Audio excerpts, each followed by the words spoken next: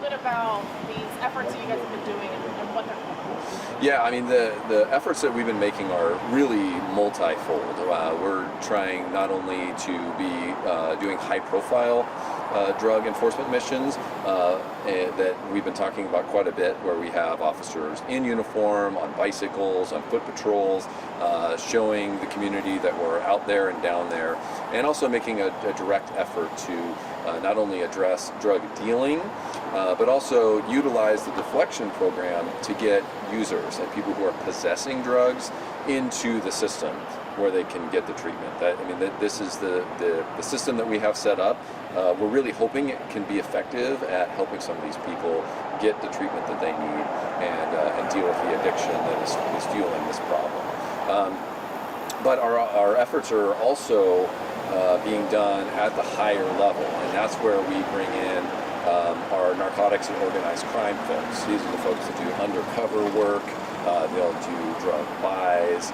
They will write warrants on locations where they hope that they might be able to find drug dealers and large amounts of drugs, guns, cash, proceeds from drug sales, things like that. They're working up through the system to try to get at the high-level dealers. So it really has to be done in a multidisciplinary fashion in order to try to get at the problem from multiple levels. We know we can't just arrest the users. We know we can't just arrest the dealers. We have to do all of it in order to really make a difference.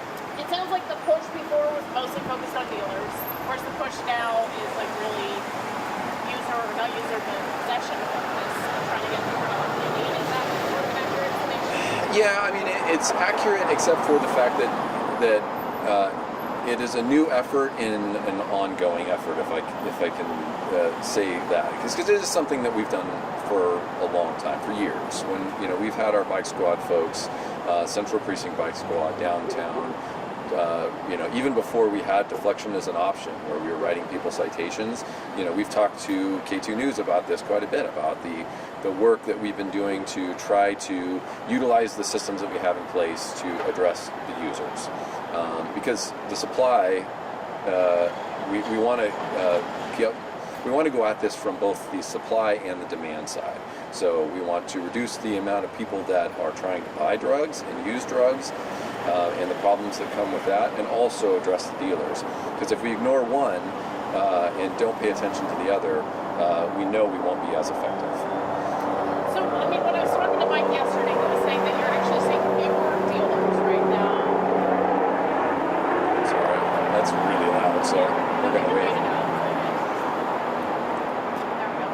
Okay. So yeah, you were saying that you're seeing fewer dealers arrested right now. Can you talk a little bit about that and what that's about? Yeah, absolutely. One of the things that we find is when we do missions like these, where especially the high-profile missions, we are really effective at limiting the ability of dealers to establish themselves in an area of town. This is a bit of a cat and mouse game.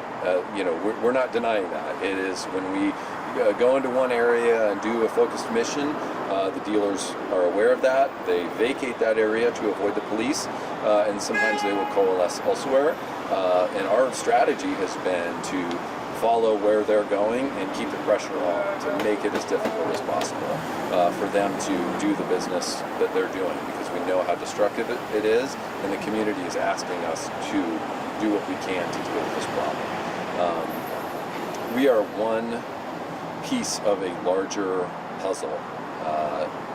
We can't fix this alone, and I don't think the community wants us to try to fix it just with the criminal justice system, but we can do what we can do, and that's why you're seeing the efforts that you're seeing, both at the street level and with our organized crime folks. How much is Measure 110 changes helping in this? I think it's making a big difference for the better. I think the ability to take someone somewhere like deflection, it disrupts the pattern that they're in. It puts them in a different location. It gives them access to treatment and peer support, folks that are going through or have gone through what they are going through, I think it does help, makes a difference. Is it a long-term solution? I don't know, and I wouldn't pretend to say one way or the other, but it's something, it's the tools that we have, and we're going to continue to utilize it. I think it is better than just handing somebody a piece of paper saying, call this number. What I hear from officers on the street is, that they feel like the work they're doing is more effective now than it was when all we could do was write a ticket. In terms of frequent flyers, I know all of this is anecdotal, but in terms of frequent flyers, which you guys see a lot of, is this impacting? Are you seeing them move more often? Are you seeing them, maybe struggle more to get to get the next fix? Yeah, and I think it's really important for us to say that this is still a huge problem for the city of Portland, and you don't have to go very far to find people using drugs openly on the street. We recognize that, we see that, we hear from the community the concerns that people have about that, and that's how we decide where our missions are focused next. The missions that we've done over the course of this week and are going to continue looking at doing as much as resources allow us to, they are responsive to the community. We're hearing what people are asking of us, and we're trying to accommodate that. So we think it matters. The one thing that we know is that we can do a mission for a while. It can have a short-term impact, but if we don't keep at it, the problem will come back. The problem will move to the next block. And so we have to continue to be creative, be innovative in how we address this problem, and our intention is to do that. I mean, before you guys weren't even able to confiscate small amounts of drugs, or you were, but you didn't have the same resources that you did with the repeal to 110, etc. How is this looking from where you're looking at it? How does this look for people on the street? Is it making a difference? Are they more reluctant to openly use? Are we seeing any changes there? I think the biggest change is now we have the ability to take drugs away from people who are using. Before, when we were just issuing them a citation, there was limited ability to search them or do an inventory search of them before we transported them. Now we can do that because we can take someone to deflection, and part of the process of doing that is to search them, and then we would take any drugs, illegal narcotics that they have on them. We would put those into our property and evidence. And so we are able to do that. So that makes a huge difference, really. But I want to be clear about the size of the problem. We know that people are still able to buy fentanyl on the streets. It's still very cheap, especially compared to back in the day when we had heroin and meth. That was always much more expensive. Fentanyl, you can get a hit for between $1 and $5, and so we know that there is still a lot of supply on the street.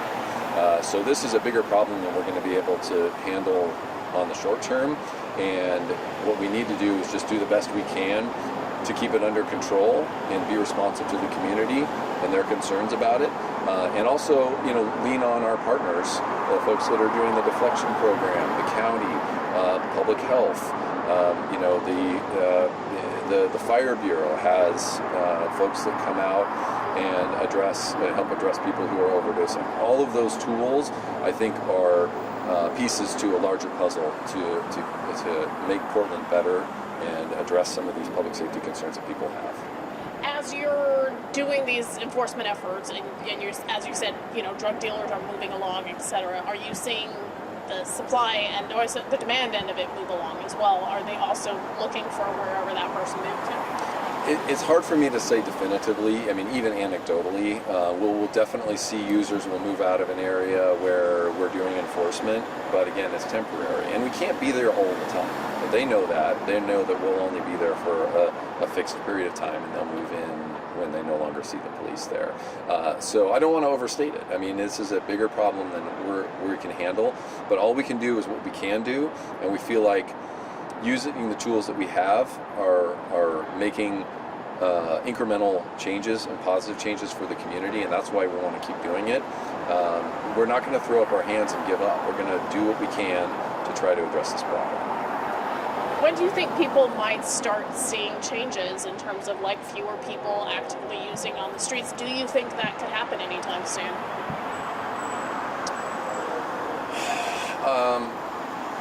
I do think that we have seen how effective some of the missions that we're doing can be, and so that gives me hope that there is a brighter future for Portland.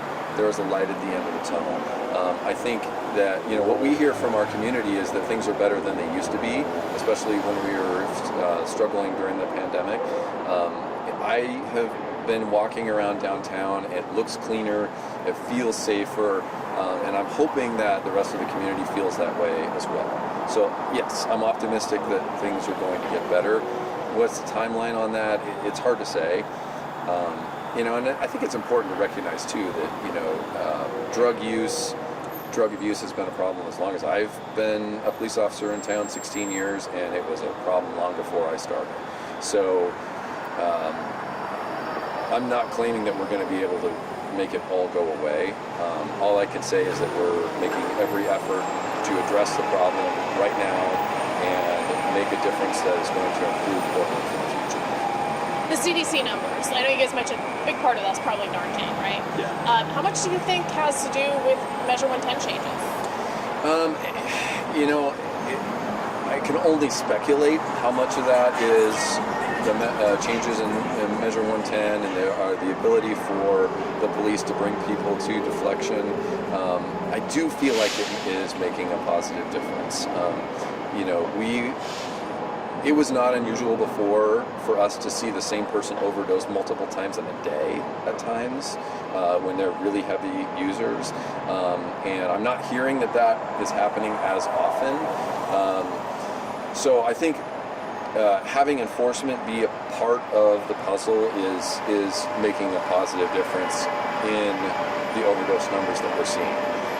But we also believe that the widespread availability and acceptance of Narcan as a treatment for overdose is helping. We not only carry it, the Fire Bureau and paramedics not only carry it, but now it's pretty widely available in the homeless services and public health, and they'll pass these out on the street. People know how to use it. So I think that's a huge piece of it as well, and it's important to recognize that. I mean, it really is a life-saving tool, and so we're glad to hear that. Seeing all the people dying on our streets has been heartbreaking for all of us in law enforcement, and so it's better to see the numbers go down, and we're encouraged by that. And I think that there are a lot of things that contribute to that, and we hope that we're part of it. Last question, if people want to try and say, hey, our neighborhood's looking really bad, can you bring these mobile units out? Where would they do that? So the mobile unit where we have the mobile command center and we have a focused effort, that all comes from our neighborhood response teams in each precinct. So Central Precinct is the one that we've been talking about this week, and they've been really focused on that. But each precinct has their own neighborhood response team. So reach out to your local precinct. All the phone numbers are right there on our website, and so we encourage people to let us know what concerns they have, and then we'll respond to them as much as we can. We have some very dedicated officers in these teams, and they've been remarkably effective when they really are able to coalesce together into an organized mission and focus on a specific problem. They've had very, very good results.